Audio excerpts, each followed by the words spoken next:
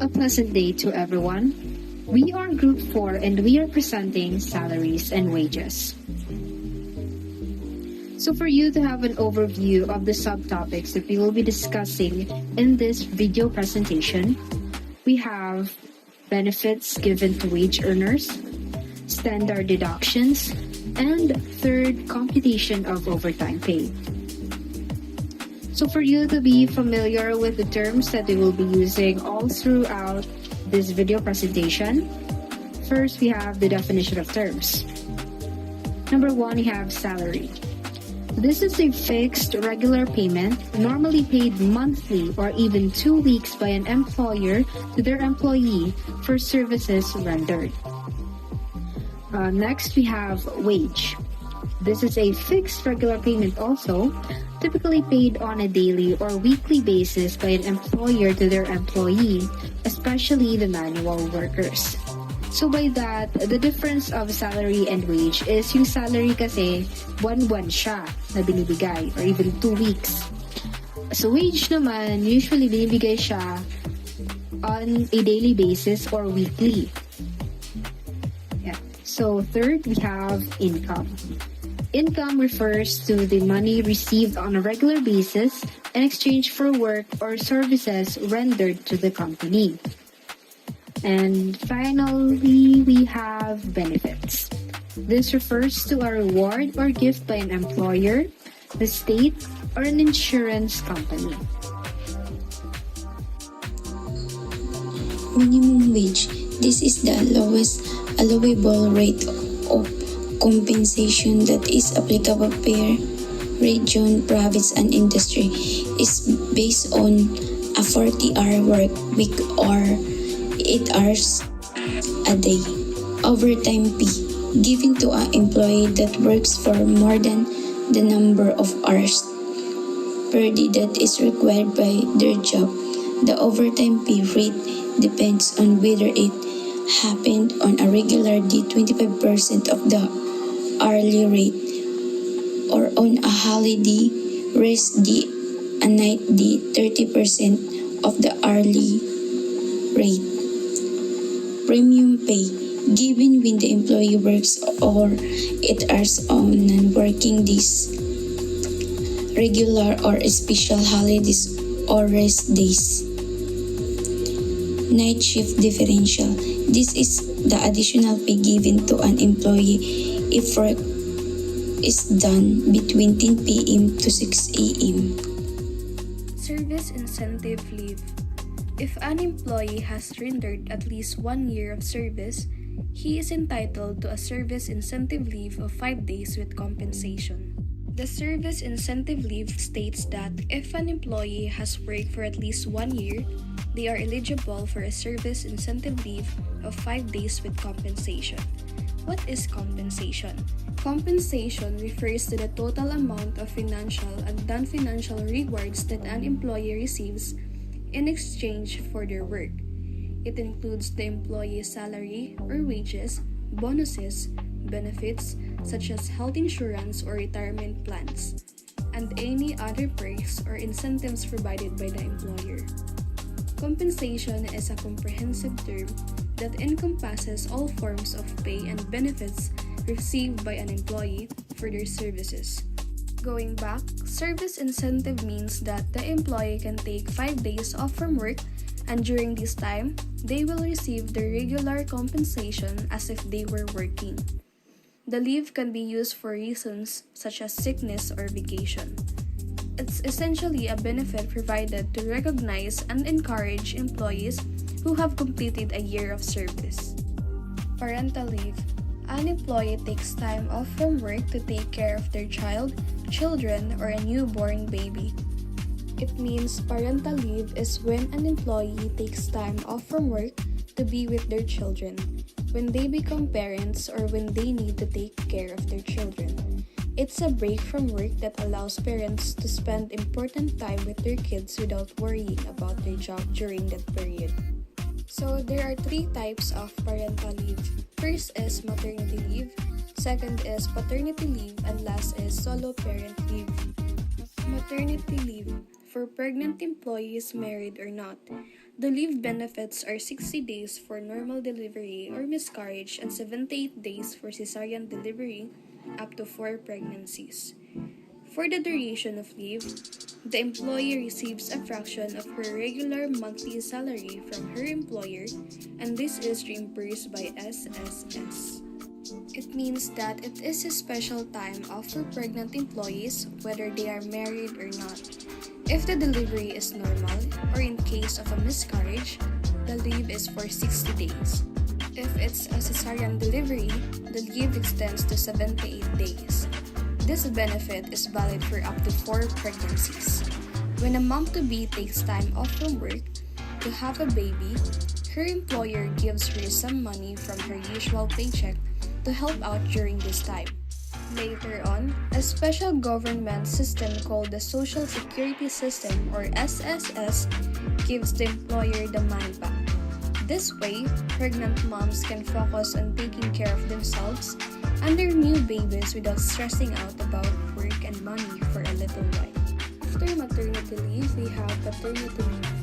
So paternity leave is allowed for every married male employee. A leave of 7 days is given for the delivery or miscarriage of the employee's legitimate spouse. So, paternity leave is time off given to married dads when their wife has a baby or goes through miscarriage. Every married male employee can take a 7 days break from work to be with and support his wife during this important time. It's a way for dads to be there for their family, especially when it matters the most. Last is solo parent leave. The employee must have been working for at least a year to be entitled to this kind of leave. 7 working days is allowed for this. It means that solo parent leave is a special time off for employees who are raising their children on their own. To qualify, the employee needs to have been working for at least a year. During this leave, they can take 7 working days off to focus on their responsibilities as a solo parent who take care of their children. This rule is a helpful thing to assist single parents in balancing their job and taking care of their family. 13th month pay.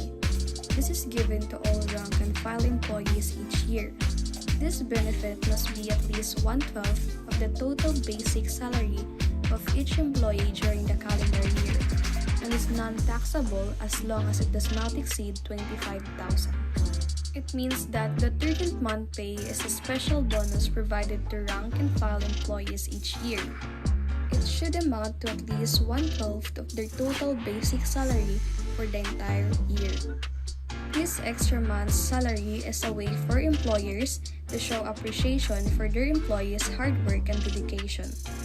One notable advantage of the 13th month pay is its tax treatment. As long as the amount does not exceed 1/12 of the total basic salary for the year and stays below 25,000, it is considered non-taxable. This means that employees can enjoy the full benefit without worrying about a deduction for income tax. Gross benefits and de minimis benefits. Usually given to reward employees as reward for their performance and to set incentives. These are small value and are non-taxable.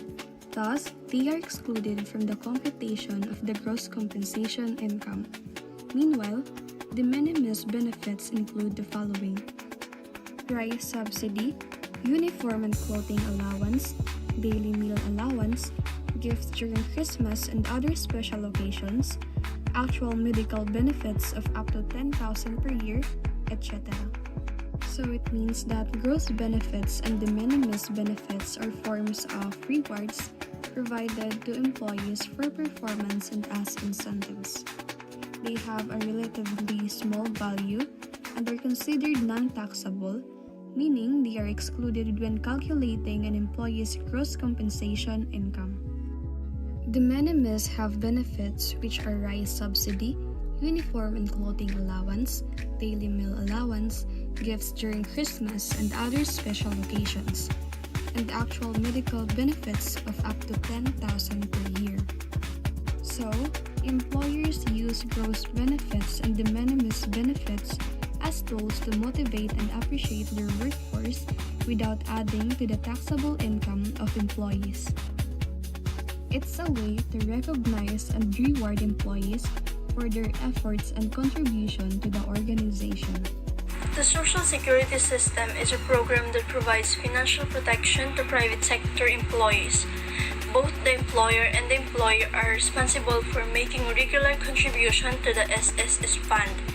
The employer is required to deduct a specific fixed percentage or amount from the employee's monthly salary as their contribution to the SSS. These contributions are based on the employee's gross monthly pay. The SSS offers various benefits to its members. Maternity benefits are provided to female employees who are pregnant or have recently given birth. Retirement benefits are given to employees who have reached the age of retirement and have made the required number of contributions. Sickness benefits are provided to employees who are unable to work due to illness or injury. Disability benefits are given to employees who have become permanently disabled and are unable to work. Death benefits are provided to the family or beneficiaries of an employee who has passed away. And pension benefits are given to retired employees as a regular monthly income. The SSS system ensures private sector employees in the Philippines receive financial support during various life events such as maternity, retirement, sickness, disability, and death. PhilHealth is the Philippine Health Insurance Corporation, and it is a government-mandated health insurance program. Both the employer and the employee contribute equal amounts every month to PhilHealth. The purpose of PhilHealth is to provide financial assistance for medical expenses to employees and their beneficiaries. When an employee or their dependents need medical treatment such as hospitalization or operations, PhilHealth helps cover a portion of the expenses. The contributions made by both the employer and the employee are pulled together to create a fund. This fund is then used to provide healthcare benefits to the members of PhilHealth. The amount of coverage and the specific benefits depend on the type of medical service needed. For example, if an employee or their beneficiary needs to be hospitalized, PhilHealth will cover a portion of the hospital bills. The exact amount covered will depend on the specific services rendered and the rates set by PhilHealth. By contributing to PhilHealth, both employers and employees ensure that they have access to affordable healthcare services. It provides a safety net for unexpected medical expenses and helps alleviate the financial burden of medical treatments.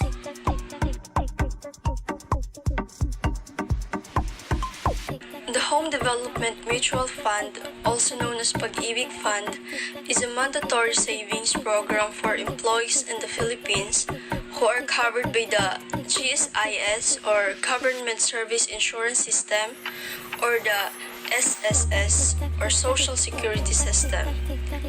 Both the employer and the employee contribute to this fund.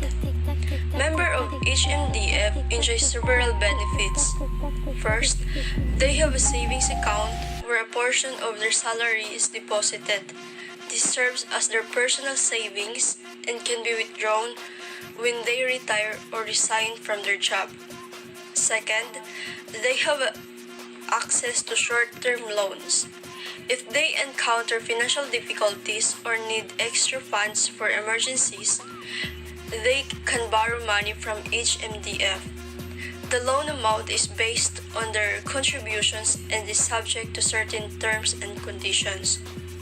And HMDF provides a low-cost housing program. This means that as a member, they have the opportunity to apply for housing loans at affordable interest rates. Separation pay is an additional payment given to an employee who has been separated from their job due to legitimate business reasons. It serves as a form of compensation and financial support during the transition period.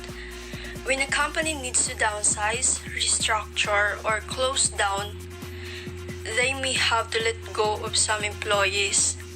In such cases, the law requires the employer to provide separation pay to the affected employees. Ang mga natanggal na empleyado siraan makakatanggap sa separation pay.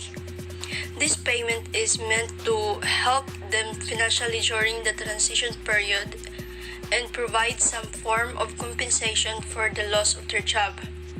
Separation pay is different from regular wages or salary. It is a one-time payment that is usually based on the employee's length of service and salary. The longer an employee has worked for the company and the higher their salary, the higher the separation pay they may receive. The purpose of separation pay is to provide some financial support to employees who are suddenly without a job due to circumstances beyond their control. It helps them cover their immediate expenses and provide a buffer while they search for new employment opportunities. Let us now move on to standard deduction.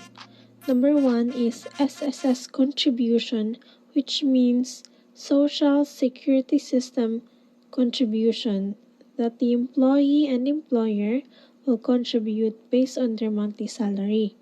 The question is, why is that the employee and employer need to contribute based on their monthly salary?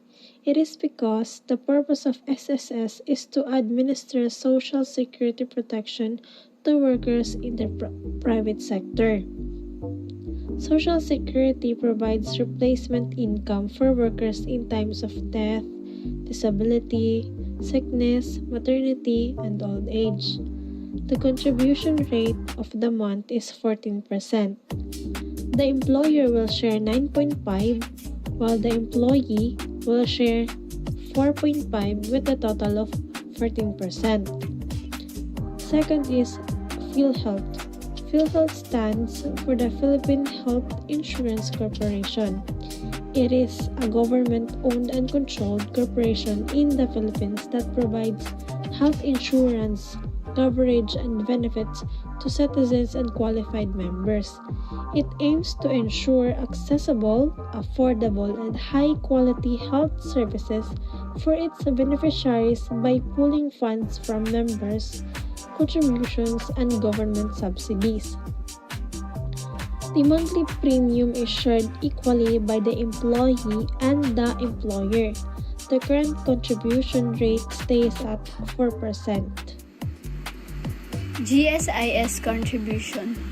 It is government-owned and controlled social insurance institution that provides benefit schemes for its members under the law.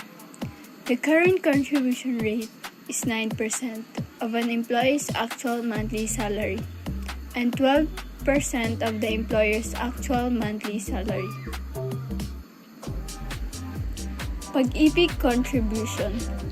The current contribution rate depends on the monthly salary. If it is at least 1,000 to 1,500, the contribution rate for employee and employer is 1% and 2% respectively. If it is over 1,500, the rate for both is 2%. Number 5 is income tax. It refers to a type of tax governments impose on income businesses and individuals within their jurisdiction generate. Ang mga taxpayers ay kinakailangang mag-file ng income tax return annually o once in a year. Pero para saan nga ba ang income tax? Paano siya nakatutulong sa ating gobyerno? Ang income tax ang sinasabing pinakakita ng gobyerno. Ginagamit ito para pondohan ang mga iba't ibang government programs and services katulad ng Social Security, National Security at pagpapagawa ng mga tulay, daan o paaralan, ganon. Sino-sino nga ba ang mga individual na kailangang magbayad ng income tax dito sa Pilipinas? For individual taxation, ang mga Filipino citizens na nakatira dito sa Pilipinas ay taxable ang kanilang income that are derived from within and even outside the Philippines. Ang mga non-resident aliens and not resident citizens naman are only taxable on their income from within the Philippines. So, taxable lang yung income nila na nanggagaling sa loob ng Pilipinas.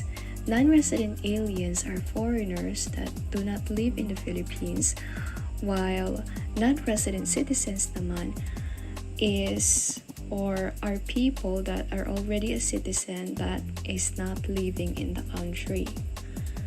Ang mga Filipino citizens naman na nagtatrabaho sa ibang bansa, katulad ng mga OFW, are only taxable from their income within the Philippines. In terms of businesses naman, ang mga domestic corporations o mga korporasyon na nabuo dito sa Pilipinas ay taxable sila in all income inside and outside the country. While foreign corporations, whether engaged or not in trade or business in the Philippines, ang taxable lang sa kanila ay yung kita o revenue na nakuha nila dito sa loob ng ating bansa. There are two types of income tax, the individual income tax and business income tax. Ang individual income tax ay kinukuha on the individual's wage or salary o sahod o mula sa iba pang pinagkukunan ng income ng isang individual. Samantalang ang business income naman ay yung tax na ipinapataw sa mga business organizations katulad ng mga corporations, partnerships, and small businesses. Ngayon, dumako naman tayo sa table. The first column is the annual taxable income. The second column is the annual income tax. Sa first column, ang ranges of taxable income. Tapos, sa second column naman ay yung corresponding income tax. Let's begin with the first row. Kapag 250,000 pesos and below an annual taxable income mo, waray ka babayaran na income tax. Okay? Sa second row naman, kapag over 250,000 up to 400,000 pesos ang taxable income, ang babayaran mo lang an excess over 250,000. Halimbawa, ang imo annual taxable income 300,000. An excess over 250,000 ay 50,000. Kuhaan 20% sa 50,000. I-convert mo na sa decimal and percentage. Tapos, i-multiply sa 50,000. Ang makukuha mo, mao ito an annual income tax. Sa third column naman, kapag over 400,000 up to 800,000 ani mo annual taxable income, automatically, ang tax for the first 400,000 is 30,000. An excess over 400,000, kuhaan mo ang 25%. Tapos, ang makukuha mo, i-add sa 30,000. Mao iton ang annual income tax. So, halimbawa, sa annual taxable income within the range of 400,000 to 800,000 ay, let's say, 500,000. Ang tax para sa unang 400,000 ay 30,000. An excess over 400,000 is 100,000. Kukuhaon mo ang 25% sa 100,000, which is 25,000. Ang 25,000, i-add siya sa 30,000. Ang sum, mao ang annual income tax.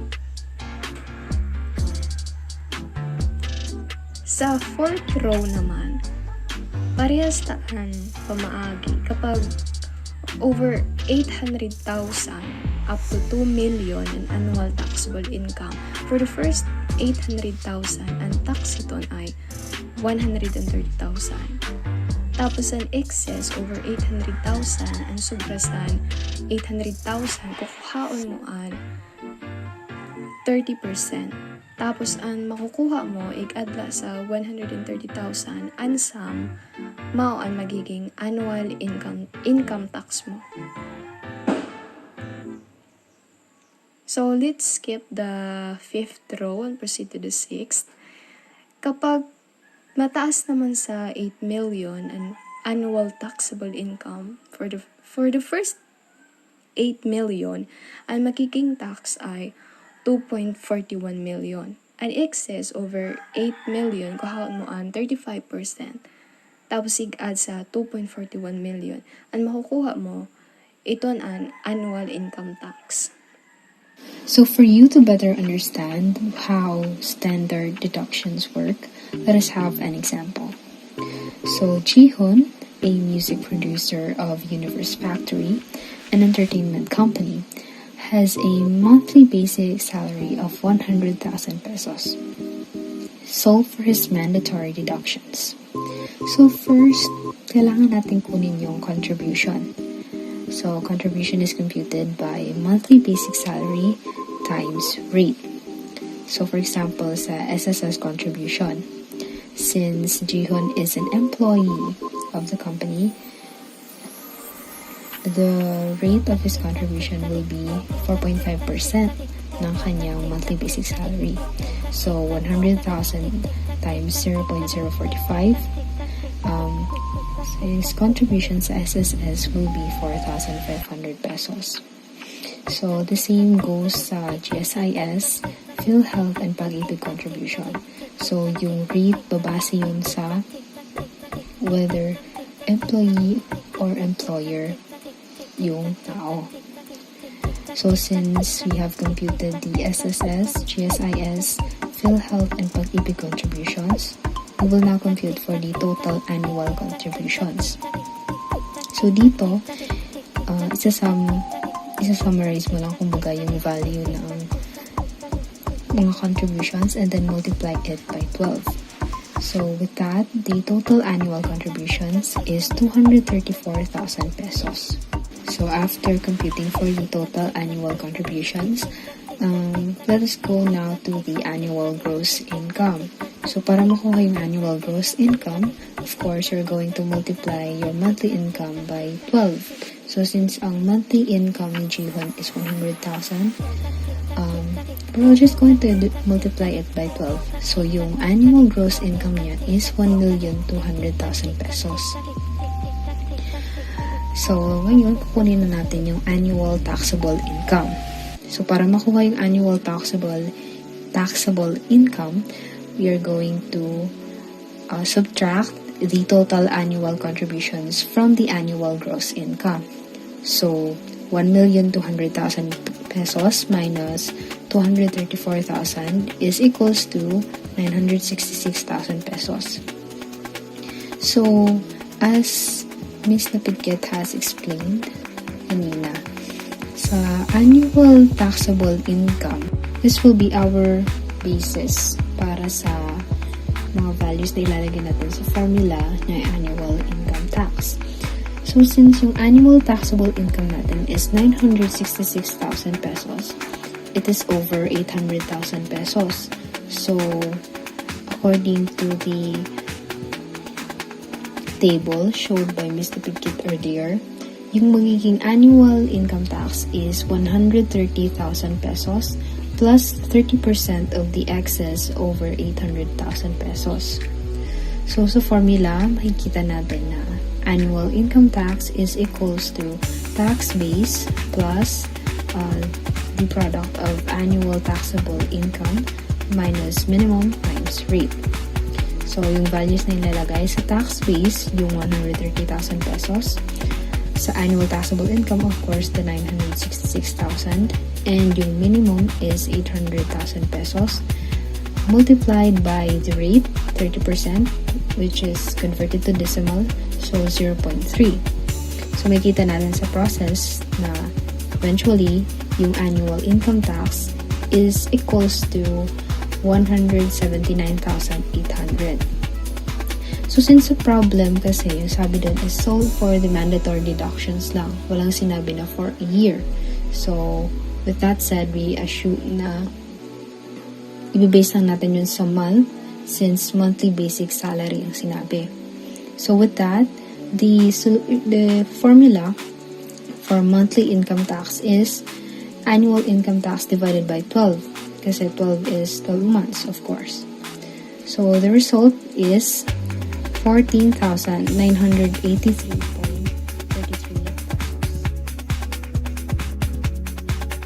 So we now go to overtime pay, which is given in exchange for work done beyond working hours. Meanwhile, premium pay is the additional payment for work within rest days or special days. So we have this chart over here which explains everything. So in the first row, we have the work overtime pay and the hourly rate and overtime rate conversion. So for ordinary days, we have an hourly rate of 100% and an overtime rate of 125%. For rest days or special holidays, we have 130% of an hourly rate pay and its overtime rate of 169%. On regular holidays, we have 200% hourly rate and an overtime rate of 260%. On rest days, which falls on a special holiday, we have 150% hourly rate and an overtime rate of 195%. For rest days which fall on a regular holiday, we have 260% for the hourly rate and an overtime rate of 338%. So, the following are the articles from the Labor Code of the Philippines regarding the overtime and premium pay. On Article 86, we have the night shift differential, which states an additional of not less than 10% of employees' wage per hour. On Article 87, we have the overtime work, an additional compensation equivalent to his regular wage plus 25%. For holidays and rest days, which states an additional compensation equivalent to the rate of the first 8 hours on a holiday or rest day plus at least 30% thereof. On Article 93, we have the scheduled rest day, an additional compensation of at least 30% of employees' regular wage. The special holiday, which has an additional compensation of at least 30% of the regular wage. The holiday plus rest day, which has an additional compensation of at least 50% of the regular wage. Article 94 states that the holiday or regular holidays must have a compensation equivalent to twice the regular rate. Special days plus rest days have an additional of 50% of the regular hourly rate, and the regular holiday and rest day, which have an 260% of regular hourly rate. So now we come to the how to compute for the variables needed. First, identify the regular hourly rate. 2. Identify the workday an employee reported to work. 3. Computed the hourly rate, which is equals to regular hourly rate times hourly rate percentage. They compute the overtime rate, which is the regular hourly rate times overtime rate percentage. So here's an example.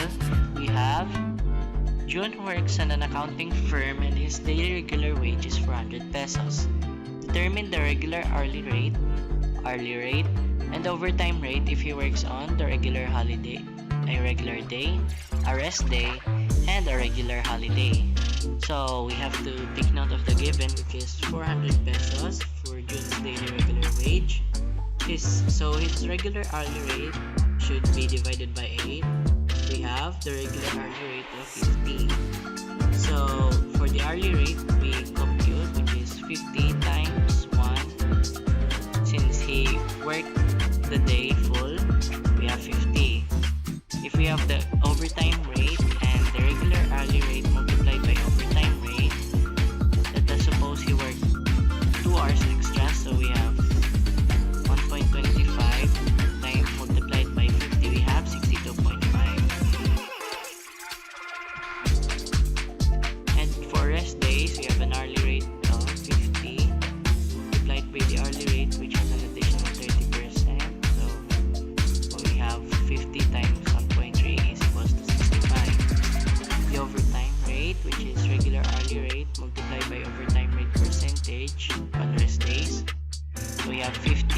on 0.69, which is 84.5. For the regular holiday, we have an hourly rate of so a regular hourly rate 50 multiplied by the hourly rate, which is 200%, or let's just say 2. So 50 times 2 is equals to 100. And the overtime rate in regular holidays, we have 260%, so 50 times 2.6 is equals to 130.